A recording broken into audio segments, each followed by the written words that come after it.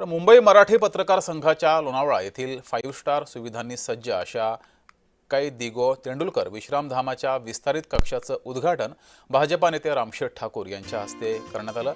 Swimming पूल सहित सनडेकच्या सुविधेसह अत्याधुनिक यंत्रणांनी हे विश्रामगृह सुसज्ज आहे। या विश्रामधामाच्या सुवर्ण महोत्सवी वर्षानिमित्त काढण्यात येणाऱ्या विशेष अंकाच्या मुखपृष्ठाचं अनावरण सुद्धा यावेळेस केलं गेलं। यावेळेस कामगार नेते महेंद्र घरत, माजी नगराध्यक्ष श्रीधर पुजारी, लोणावळा नगर परिषदेचे मुख्याधिकारी अशोक साबळे, पत्रकार संघाचे अध्यक्ष संदीप चव्हाण, कार्यवाहक शैलेंद्र शिर्के, उपाध्यक्षा स्वाती घोसाळकर, राजेंद्र हुंजे, कोषाध्यक्ष जगदीश बुवाड, विश्वस्त राही भिडे, अजय वैद्य आणि इतर मान्यवर उपस्थित होते। इतकं चांगलं काम आज इथं झालेलं आहे। इथे येणाऱ्या माणसाला अतिशय आराम मिळणार आहे।